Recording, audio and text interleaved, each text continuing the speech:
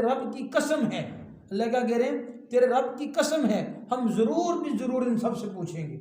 ہم ان سب سے سوال کریں گے جو کچھ یہ دنیا کے اندر یہ معاملات کریں، ہر ایک سے سوال کریں گے ان سے، ان کے معاملات کا۔ اور یہ اس بات پہ اللہ اپنی ذات کی قسم کھا گے۔ اور لَنَسْأَلَنَّهُمْ، لام بھی تاکید کا، نون بھی تاکید کا، ہم ضمیر بھی تاکید کی، اللہ کی قسم پھر تاکید کی۔ اللہ نے گویا 4 تاکیدوں کے ساتھ یہ بات ارشاد فرمائی، تیرے رب کی قسم البتہ ضرور بھی ضرور ہم ان سب سے پوچھیں گے۔ آپ پریشان نہ ہوں،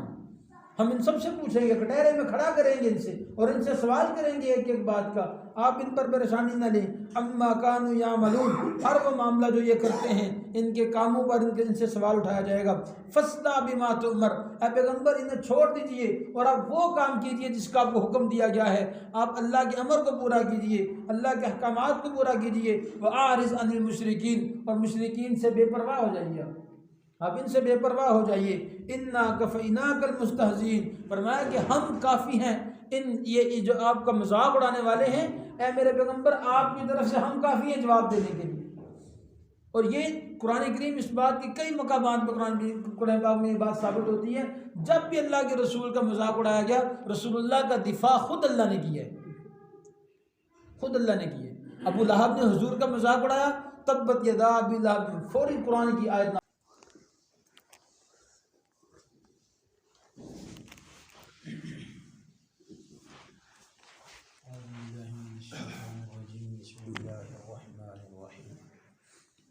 وَلَقَدْ آتَيْنَاكَ سَبْعًا مِنَ الْمَثَانِي وَالْقُرْآنِ الْعَظِيمِ لَا تَمُدَّنَّ عَيْنَيْكَ إِلَىٰ مَا مَتَّعْنَا بِهِ أَزْوَاجًا مِّنْهُمْ وَلَا تَحْزَنْ جَنَاحَكَ لِلْمُؤْمِنِينَ وَقُلْ إِنِّي أَنَا النَّذِيرُ الْمُبِينُ كَمَا أَنزَلْنَا عَلَى الْمُقْتَسِمِينَ الَّذِينَ جَعَلُوا الْقُرْآنَ عِضِينَ فَوَرَبِّكَ لَنَسْأَلَنَّهُمْ أَجْمَعِينَ عما كانوا يعملون فاصدع بما تؤمر وأعرض عن المشركين إنا كفيناك المستهزئين الذين يجعلون مع الله إلها آخر فسوف يعلمون ولقد نعلم أنك يضيق صدرك بما يقولون فسبح بحمد ربك وكن من الساجدين وَاعْبُدْ رَبَّكَ حَتَّى يَأْتِيَكَ الْيَقِينُ صدق اللہ العظیم۔ اللهم صل على سيدنا مولانا محمد وعلى آل سيدنا مولانا محمد وبارك وسلم تسلیما کثیرا کثیرا۔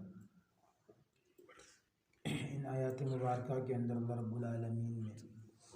تتمہ کے طور پہ کچھ باتیں ارشاد فرمائی۔ سورہ ہجر کی یہ آخری آیات ہیں۔ گزشتہ آیات میں اللہ جل شانہ نے ذکر فرمایا کہ جن لوگوں نے پیغمبروں کو جھٹلایا، ہماری آیات سے اعراض کیا، اگرچہ وہ قد کاٹ کے اعتبار سے بڑے اونچے قد کاٹ والے تھے، پہاڑوں کو تراش کے بڑے اطمینان کے ساتھ اپنے گھر بنا لیا کرتے تھے، لیکن ان کے مال و متاع نے، ان کے نفع نے، ان کی دنیا نے ان کو کوئی فائدہ نہ دیا جو انہوں نے کمایا تھا۔ فرمایا کہ جو کچھ بھی زمین و آسمان میں ہے اسے ہم نے حق کے ساتھ پیدا کیا، اور البتہ قیامت کا دن آنے والا ہے۔ اس بات کے ارشاد فرمانے کے بعد رسول اللہ صلی اللہ علیہ وسلم کی تسلی کے لیے کلمات ارشاد فرمائی، وَلَقَدْ آتَيْنَاكَ سَبْعًا مِّنَ الْمَثَانِي وَالْقُرْآنِ الْعَظِيمِ، اے پاک پیغمبر ہم نے آپ کو 7 مثانی عطا فرمائی اور قرآن عظیم عطا فرمایا۔ 7 مثانی سے مراد تمام مفسرین نے یہاں پر سورہ فاتحہ کو لیا ہے۔ سورہ فاتحہ کی 7 آیات کو 7 مثانی کہا جاتا ہے۔ ان سورہ فاتحہ کی کئی اعتبار سے فضائل ہیں۔ ایک تو یہاں پر اسے والقرآن العظیم، گویا پورے قرآن عظیم کے ساتھ تعبیر کیا گیا، اور یقیناً فاتحہ پورے قرآن کا اجمال ہے اور پورا قرآن آگے اس کی تفصیل ہے۔ بنیادی اور اصولی مضامین اللہ رب العالمین نے تقریباً سورہ فاتحہ کے اندر سارے کے سارے بیان فرما دیے، بالکل اختصار کے ساتھ اور اجمال کے ساتھ۔ رسول اللہ صلی اللہ علیہ وسلم نے ارشاد فرمایا کہ سورہ فاتحہ جو ہے وہ خاص خزانہ ہے اللہ کی طرف سے، جو اللہ پاک نے مجھے اپنے عرش کے نیچے سے عطا فرمایا۔ اسے ام القرآن بھی کہا جاتا ہے، اسے باب القرآن بھی کہا جاتا ہے،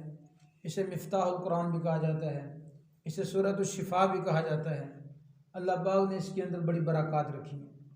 لا تمدن عینیک الی ما متعنا به ازواجا منهم، اے پیغمبر صلی اللہ علیہ وسلم آپ کی نگاہیں لوگوں کو جو ہم نے نفع کا سامان دیا ہے دنیا کا اس کی طرف نہ مائل ہوں، اس کی طرف نہ جھکیں۔ لا تحزن علیہم واخفض جناحک للمؤمنین، نہ ہی ان پر وہ غم کریں۔ یاد رکھیے گا رسول اللہ صلی اللہ علیہ وسلم کی نگاہوں کے اندر دنیا کی کوئی قدر و قیمت نہیں تھی۔ آپ نے بغرض حرص اس دنیا کو کبھی نہیں دیکھا، کسی صورت بھی رسول اللہ علیہ وسلم نے حرص کے ساتھ دنیا کو نہیں دیکھا کہ مجھے کاش یہ دنیا مل جائے۔ ہاں، اب رسول اللہ علیہ وسلم کا دنیا کو اس اعتبار سے دیکھنا جسے قرآن یہ منع کر رہے ہیں۔ اب رسول اللہ علیہ وسلم نے اس اعتبار سے دو چیزیں ہوتی ہیں۔ ایک تو یہ ہے کہ اللہ کہتے ہیں ہم نے جو کفار کو، یہود و نصارہ کو جو مال دیا ہے،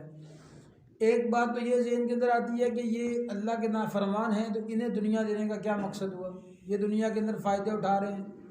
تو فرمایا کہ انہیں دنیا کے اس چھوٹے سے نفع سے نفع اٹھانے دیجیے، اور کیونکہ اللہ کے ہاں اگر دنیا کی قدر و قیمت ہوتی تو اللہ انہیں دنیا نہ دیتا۔ اور دوسری چیز یہ ہوتی ہے کہ پاک پیغمبر صلی اللہ علیہ وسلم کی نگاہوں کے اندر اس دنیا کو دیکھ کے یہ افسوس ہوتا ہے کہ اس دنیا کے پیچھے لگ کے یہ لوگ میرے دین کو نہیں مانتے،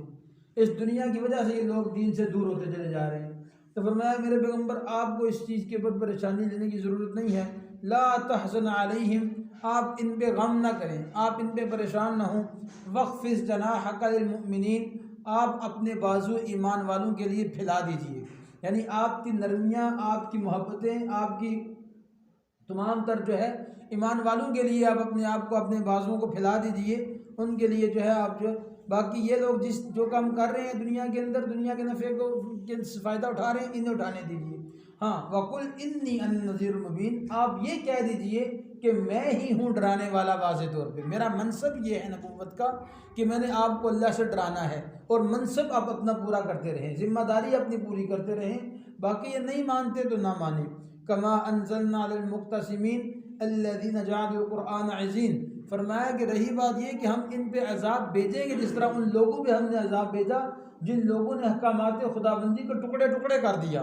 یہود و نصارہ نے اللہ کے کلام کو، اللہ کے احکامات کو ٹکڑے ٹکڑے کر دیا، جو دل میں آیا وہ مان لیا، جو نہیں دل میں آیا وہ چھوڑ دیا، جو پسند آیا اسے مان لیا، جو ناپسند ہوا اسے چھوڑ دیا۔ قرآن کریم یہی کہتا ہے کہ بعض بے ایمان لائے، بعض بے ایمان نہ لائے، جو دل نے تسلیم کیا اسے مان لیا، جو اپنی خواہش کے مطابق ہوا اسے مان لیا۔ تو اللہ کہتے ہیں جس طرح ہم نے ان احکامات کو ٹکڑے ٹکڑے کرنے والوں پر ہم نے عذاب بھیجا، ہم ان پر بھی عذاب بھیجیں گے۔ جس طرح ان لوگوں نے جس طرح اللہ نے جعل قرآن عظیم، کہ جس طرح انہوں نے قرآن کریم کو بوٹیاں بوٹیاں کیا، قرآن کریم کو ٹکڑے ٹکڑے کیا، اور یہ کہا کہ ہم اپنی مرضی کی باتیں مانیں گے، اللہ کہتے ہیں ان پہ عذاب بھیجیں گے۔ فَوَرَبِّكَ لَنَسْأَلَنَّهُمْ أَجْمَعِينَ، تیرے رب کی قسم ہے، اللہ کیا کہہ رہے ہیں، تیرے رب کی قسم ہے ہم ضرور بھی ضرور ان سب سے پوچھیں گے،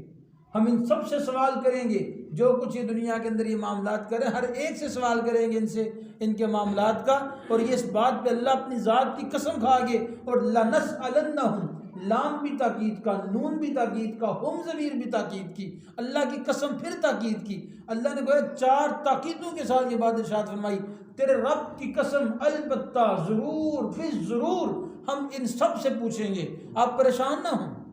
ہم ان سب سے پوچھیں گے، کٹہرے میں کھڑا کریں گے ان سے، اور ان سے سوال کریں گے ایک ایک بات کا، آپ ان پر پریشانی نہ لیں۔ اما کانوا یعملون، ہر وہ معاملہ جو یہ کرتے ہیں ان کے کاموں پر ان سے سوال اٹھایا جائے گا۔ فاصدع بما تؤمر، اے پیغمبر انہیں چھوڑ دیجئے اور آپ وہ کام کیجئے جس کا آپ کو حکم دیا گیا ہے، آپ اللہ کے امر کو پورا کیجئے، اللہ کے احکامات کو پورا کیجئے۔ واعرض عن المشرکین، اور مشرکین سے بے پرواہ ہو جائیے، آپ ان سے بے پرواہ ہو جائیے۔ انا کفیناک المستہزئین، فرمایا کہ ہم کافی ہیں ان یہ جو آپ کا مذاق اڑانے والے ہیں، اے میرے پیغمبر آپ کی طرف سے ہم کافی ہیں جواب دینے کے لیے۔ اور یہ قرآن کریم اس بات کی کئی مقامات پہ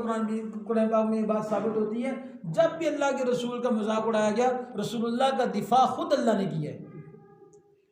خود اللہ نے کیا ہے۔ ابو لہب نے حضور کا مذاق اڑایا، تبت یدا ابی لہب، فوری قرآن کی آیت نازل ہوئی ہے۔ مشرکین مکہ نے حضور سے کہا کہ جی آپ ہماری باتوں کو کبھی مان لیں، نے کہا قل یا ایھا الکافرون لا اعبد ما تعبدون، میرے پیغمبر جو بات کرے انہیں یہ 2 ٹوک لہجے کے اندر ان کو جواب دیجیے۔ جب پیغمبر کو مجنون کہا تو قرآن نے کہا نون والقلم وما یسطرون ما انت بنعمت ربک بمجنون، اے میرے پیغمبر مجھے قلم کی قسم ہے، ہم اتنی مبارک دولت پاگلوں کو دیتے ہیں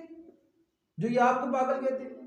جب ایک شخص نے آپ کے اوپر اور تانا لگایا تو قرآن کریم سورہ قلم کی ابتدائی 10 آیات اٹھائیے، اللہ پاک نے قرآن کریم میں فیصلہ کیا ہے یوم تبلی السرائر، میں قیامت کے دن لوگوں کے راز کھولوں گا، لیکن حضور کا مذاق اڑانے والے کا اللہ نے دنیا کے اندر راز کھول کے فرمایا کہ میرے پیغمبر اتلم بعد ذالک زنیم، اس سے پہلے یہ تو پوچھو اس کے باپ کا کیا نام ہے، میں خدا جانتا ہوں یہ زنا سے پیدا ہوا ہے،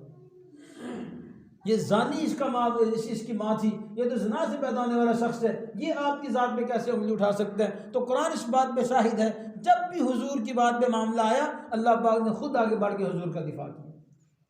اب یہ جو اللہ پاک نے فرمایا کہ انا کفیناک بالمستہزئین، آپ کا مذاق اڑانے والے کو ہم جواب دینے کے لیے کافی ہیں۔ یہ 5 شخص تھے جو حضور کا مذاق اڑایا کرتے تھے، عاص بن وائل تھا، اسود بن جو ہے مطلب تھا، اسود بن عبد یغوث تھا، ولید بن مغیرہ اور حارث بن طلاتلہ، یہ 5 شخص حضور کا مذاق اڑاتے تھے۔ ایک ہی موقع پہ حضرت جبریل علیہ السلام نے جو ہے ان کی طرف سے اللہ رب العالمین کو ایسی آواز پیدا کی، ایک ہی موقع پہ 5 کے 5 اکٹھے مر گئے، 5 اکٹھے مر گئے ایک ہی موقع کے اوپر۔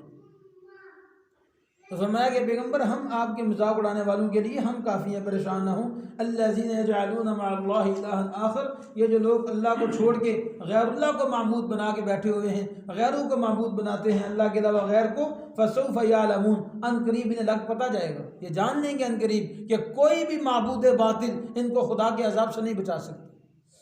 چاہے جتنا مرضی کسی کو بڑا مان لیں لیکن یہ اللہ سے ان کو نہیں بچا سکیں گے۔ وَلَقَدْ نَعْلَمُ أَنَّكَ يَضِيقُ صَدْرُكَ بِمَا يَقُولُونَ، عجیب جملہ ہے قرآن کا اپنے رسول کے لیے، فرمایا میرے پیغمبر وَلَقَدْ، یہ بھی پکی بات ہے،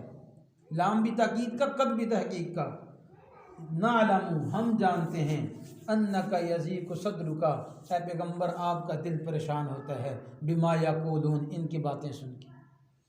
ان کے جملے، ان کے قول، ان کی باتیں، ان کے اقوال، ان کے طعنے، ان کے مذاق، اے پیغمبر آپ کے دل کو پریشان کرتے ہیں، آپ کے دل کو تنگ کرتے ہیں، لیکن جب یہ آپ کے دل کو تنگ کریں تو آپ نے کیا کرنا ہے؟ فسبح بحمد ربک، اپنے رب کی پاکی بیان کریں،